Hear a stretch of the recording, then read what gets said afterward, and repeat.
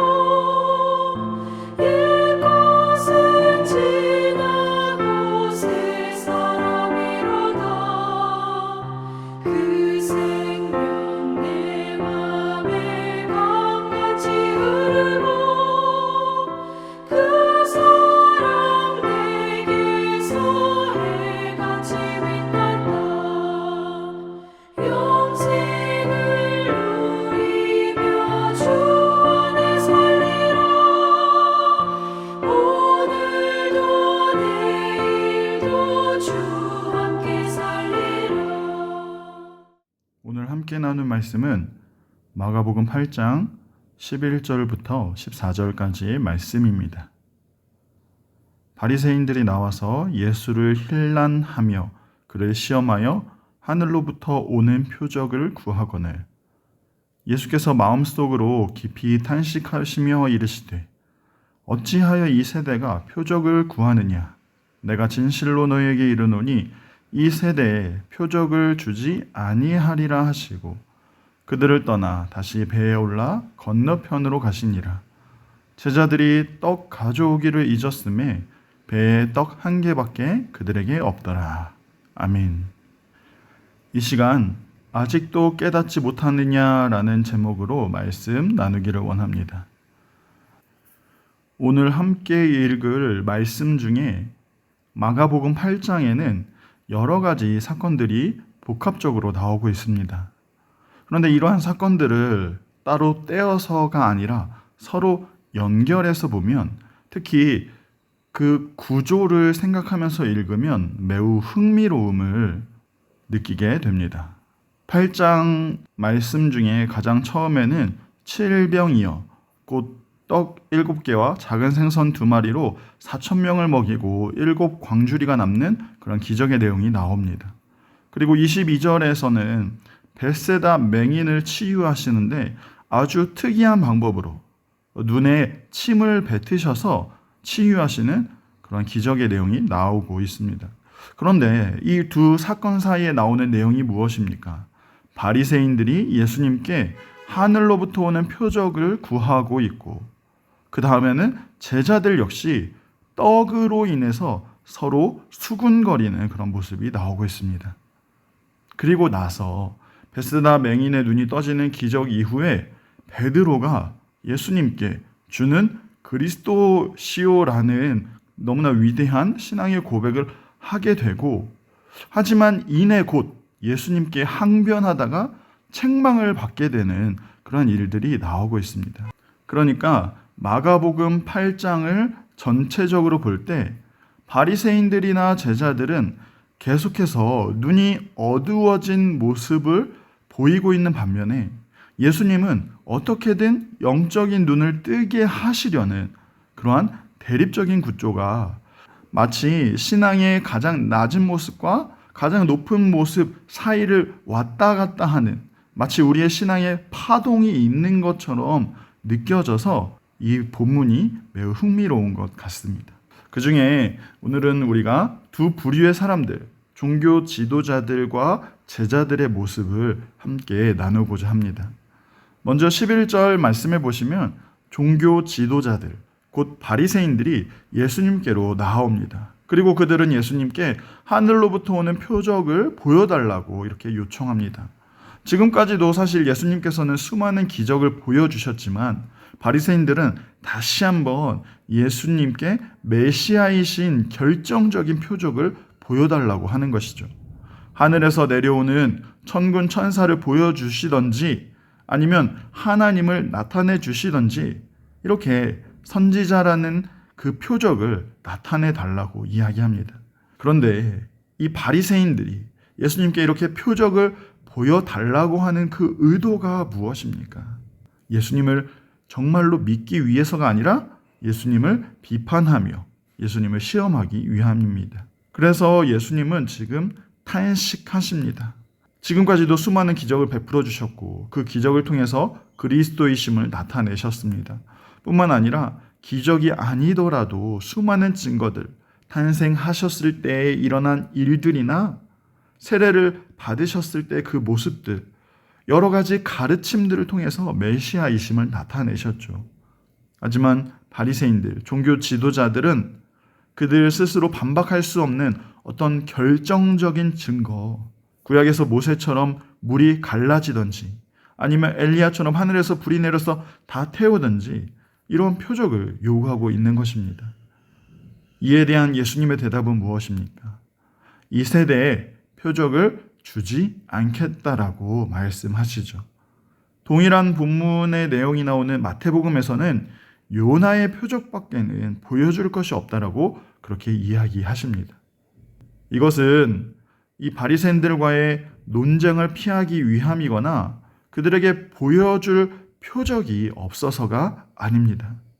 예수님께서 표적을 보여주지 않겠다라고 하신 의미는 내가 아무리 표적을 보여준들 너희가 믿겠느냐라는 그런 의미가 담겨 있는 것이죠. 아무리 하늘로부터 오는 표적을 보여준들, 그리고 그 예수님이 하신 표적들 중에 가장 놀라운 표적인 죽었다가 3일 만에 살아나는 그러한 표적을 보여준다 한들 바리새인들이 믿겠느냐. 그렇기 때문에 이 세대에는 다른 표적을 보여주지 않겠다라고 말씀하시는 것입니다. 그래서 예수님은 이렇게 믿지 못하는 이 시대를 향해서 악하고 음란한 세대라고 이렇게 표현을 하고 있습니다. 종교 지도자들을 향해서 악하고 음란하다고 표현하는 것은 특히 당시에 누구보다도 말씀 그대로를 지키려고 노력했던 이 바리새인들에게는 정말로 어울리지 않는 표현들입니다. 하지만 예수님이 하시는 말씀은 육체적으로 간음한 모습을 이야기하는 것이 아니라 영적으로 간음하고 있는 그 모습을 지금 이야기하고 있는 것이죠. 사랑하는 성도 여러분, 예수님이 동일하게 바리새인들과 또한 이 시대를 살아가는 우리에게 악하고 음란하다고 이야기하는 이유가 무엇입니까? 구약의 이스라엘 백성들이 두 마음을 품었던 것처럼 오늘 바리새인들도 지금 자기의 의를 드러내기 위한 두 마음을 품고 있기 때문이고 이 시대를 살아가는 우리 역시 두 마음을 품고 있기 때문입니다. 하나님이 우리를 선택하시고 또 그의 사랑하심으로 우리를 부르셨습니다. 우리는 그 구원에 감격해서 예배도 드리고 또 헌신도 하고 또 하나님과 가까이 하기 위해 그렇게 살아갑니다. 이러한 모습들이 부르심을 받은 자의 마땅한 모습입니다. 그런데 하나님이 은혜를 베풀어 주셔서 우리에게 구원이라는 선물을 주셨는데 그런데 우리는 그 구원에 대한 감격과 감사를 잊어버리고 자꾸만 다른 것에 우리의 눈과 마음을 돌릴 때가 많이 있다라는 것입니다.